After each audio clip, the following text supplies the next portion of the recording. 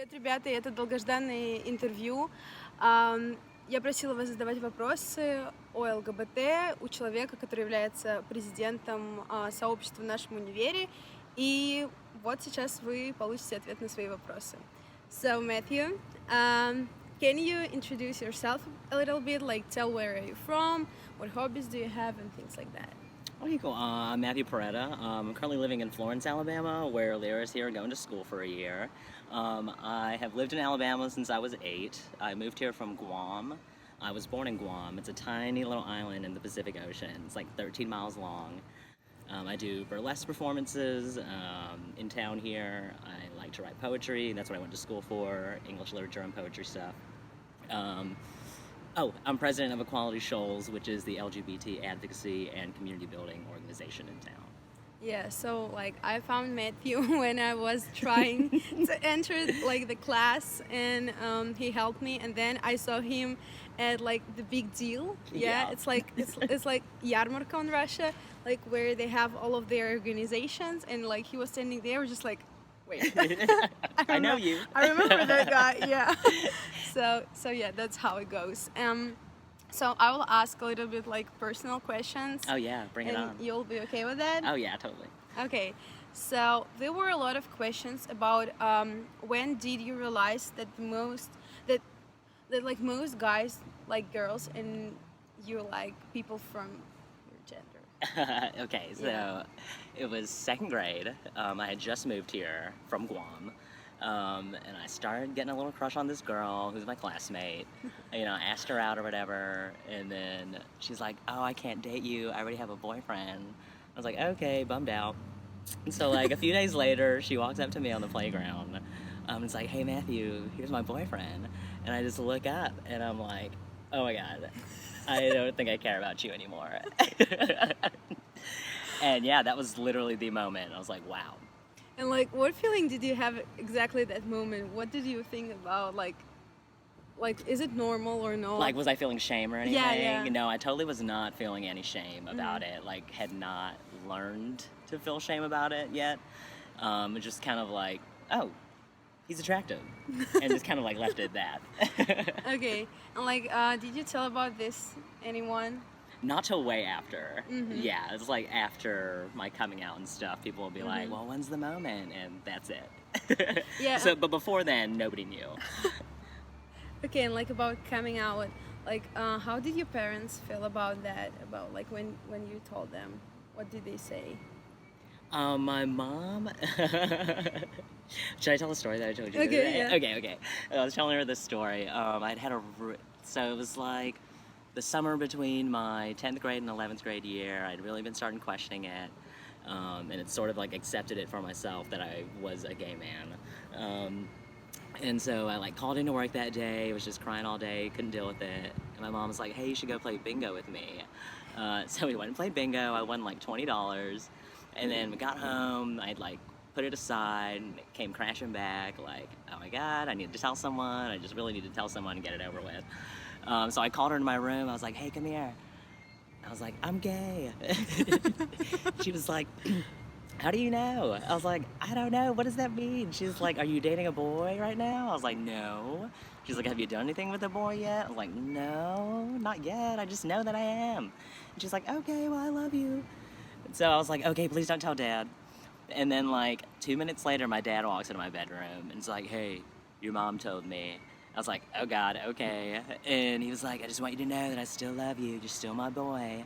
Which was a shocker, just because like growing up, my dad had used like gay slurs, homophobic slurs all the time, like the F word, just like in like a bad derogatory way.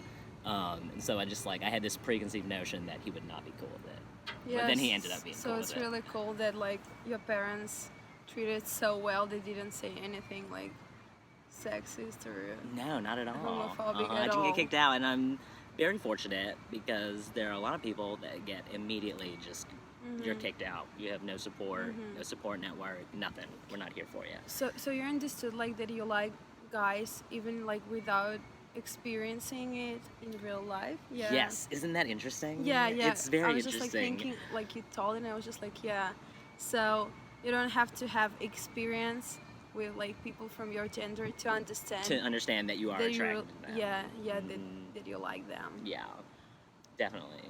I mean, I watched porn at a very young age. I was watching gay porn before I even came out. Oh, really? And it's weird, you know, because for me, I was always like, whenever I did kind of understand, like even before I came out, I kind of was slowly like, oh my God, you're attracted to dudes. And then, you know, like the shame started coming because, Yeah. you know, Cause kids you're going to school with are growing up. They're getting all their opinions from, you know, the media and stuff. And the media did not like gay people back then. They still kind of don't like gay people. So have you ever had a real relationship with a girl? Yes, I have. So that it was my one and only serious relationship with a girl. How long did they last? It was going on about 2 years, I would say. Probably about 2 years. Yeah. 2 years. Oh God. It was like that weird between middle school and high school. It was like 8th grade. We started dating. Dated all of freshman year, you know. Freshman year is the first year of university. Yeah, of high school. Of high school. And then she broke up with me the day before 10th grade started, which is really fucking shitty. Why did she break up with you? Huh? Why did she do Well, that? okay, so before all that, it took me 6 months to kiss this girl because I just like either I did not care enough to want to, or I was just like, wow, I'm like not attracted to you at all. I mean, I'd never kissed anyone at that point, you know. And I guess a lot of it's nervousness too, you know. It's like the big move, even though it's not that big a deal. Kiss whoever you want. She actually pulled me aside in the hallway one day and was like, hey, are you gay? And I legit, no shit, like, first of all, I had a heart attack and was like, how dare you ask me something like that? Yeah, because like it's very weird because like for 2 years and like kissing her at 6 months and then like she broke up, you're like okay. Yeah. So yeah, because like I wanted to say that it's like it's a stereotype that people couldn't have any relationship with like other gender if they even like consider themselves like another orientation. So Oh no, that's totally wrong. You can have any kind of relationship you want with same gender, opposite sex. So yeah, opposite if gender. you like boys, that doesn't mean that you don't like you can't do that. Oh yeah. Like you can And do even whatever now, you like want. I don't really claim the term gay. Like I'm more comfortable with the word queer, just because it's so like encompassing. Can you explain like what does it mean? Okay, so we've definitely reclaimed that word. It used to be a slur, a terrible slur, and now it's just like we own it, you know? Queer, to my understanding of it, the way I use it, it's like, I don't know, it's just like gay implies this sort of binary for me. So I also don't feel very like male, if that makes sense. You know, there's all this like non-binary stuff going around, like people starting to adopt those kinds of identities, and I feel way more non-binary now, like non-binary queer, than I do like binary gay man. I don't know. Not that you have to be part of the binary to be a gay man, but like I don't know. For me, it makes sense. Because like Matthew do like dancing and like burlesque. Yes, Can you explain that? I It's love like dancing. it's like nightclub or not? It's like a show. Burlesque, yes. So people are Yeah. very sexily, seductively taking their clothes off for you on stage. And you can basically see everything but nipples and the in between the leg bits. You just gotta have like covers on. Yeah. So it's really cool. Like I really want to come. So like I've already I'll invited you to the film- next one. It's Yeah. gonna be our Halloween one, so it'll be great. Oh, Halloween one sounds really cool. Like, who are you going to be like to take your clothes off? A pumpkin? Oh, I'm gonna be an alien. An alien? Cool. Yeah, I got these crazy tall stripper shoes. to Oh dance in. yes. Oh yes. Exotic dancer shoes. Sorry, they're not strippers. Okay, so another question is how often do you face the homophobia in your life? So I've really overt homophobia. Maybe I can count on one hand. I remember specifically college, my freshman year. I was just walking to the library. You know, I had my skinny jeans on, skinny jeans and a scarf. Okay, because I'm cold. You cover your neck when you're cold. Everyone does it. It's Yeah. okay. Yes. It's not a gay thing. But you know, and then these dudes in a truck decide to drive by, and they're like, "Fag," And it just makes me so mad. You know, Really? it made me more mad that they like drove by, sped off, Did and you screamed did it. you Like say didn't even know something? me. Did you say something? Did I say something to them? Mhm. No, I just like put the bird up and like just kept walking. Just, Okay. So like here you don't usually face like homophobia and like people who will say something like they may think but they will never say that. Yeah, and they may shoot you like really bad looks, you know, like they're staring at you, looking at you like you're disgusting. But they will very rarely say something to you, unless it's like nighttime and they're drunk. I mean, it's that whole like American Southern hospitality thing, where like you never say shit to someone's face. Yes, You yes. like kill people with kindness. I don't like And it at all. it's terrible. It's not for It's me. misleading. Yes, It's yes, misleading. yes, definitely. Cause like Let's people, all just be like Yankees and like be upfront about our emotions, okay? yeah, people like really think that I'm mean because I don't like smile always to them. She's not mean. But, It's like you like- don't have to smile 24 fucking 7. Yes, It hurts. yes. It's like- okay? And like I don't have to smile if I don't like the Exactly. person. So yeah, and like talking about like homophobia and like about marriages. So do you see yourself like in a marriage? Do you want to have a family or enroll children, like adoption and things like that? No. I don't want to get married. I don't want to have kids.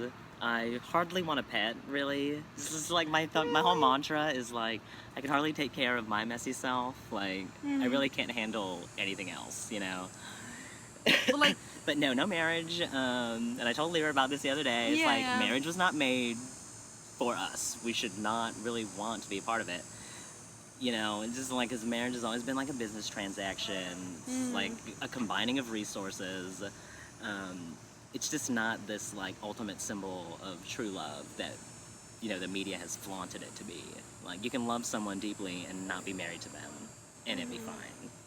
And like, so I was really surprised when Matthew told that in Alabama, like, it's a very conservative state. They're still allowed to marry someone your gender is true. Yeah. I was just like, I was really surprised because I thought like people are like in government in whole won't allow that, but they are okay with that, so it's really cool.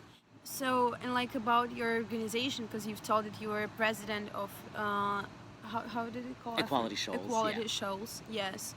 And why did you decide to become a president? And like, what does this organization do? What is the purpose of it? And so yeah. Okay, more about so it. I didn't actually form the organization. I started about 6 months or so after it was formed. And so our previous president, you know, he resigned, he stepped down, he had other stuff going on. So I stepped in and, you know, just for a long time had really been antsy about like, oh, we're not doing enough, we're not doing enough for the people in this area, you know? I mean, just because like before all we were doing are dance parties, and you know, if you don't or can't drink, it's not really a space for you, you know? Like, even if you don't even want to be around alcohol, period, then you couldn't go to an event like that. You know, and if that's the only thing we're doing, you know, what kind of image we're putting out there. And, you know, I've heard rumors that, like, people think we do orgies and stuff. Sadly, we do not, okay? Just kidding. But yeah, no orgies, and just so, you know, I just really wanted to refocus Like, really? and be Some like... people believe that? I've heard that before. Maybe I've they- heard like they 2 or 3 want- people tell they me want that. to, they're They just want like- to be part of it, right? Yeah, they're just like, Yeah, do you they're just- have? I'm just asking, nothing serious. Right. Like, That one? yeah. So yeah, that like was the That's party. me. Yeah, I think that they can figure that Yeah. out. Where is you and where is girls? Oh, that's true. The only dude in the picture. Okay. Love y'all. Sorry. So yeah. So yeah, thank you, Matthew, for like that talk and like saying a little bit, because like I feel that it's so important. So, ребята, спасибо за просмотр. И если есть какие-то вопросы, то вы можете написать в комментариях, и мы обязательно на них ответим вместе. Вот. So, До свидания. Bye. До свидания. Bye. До свидания. Bye.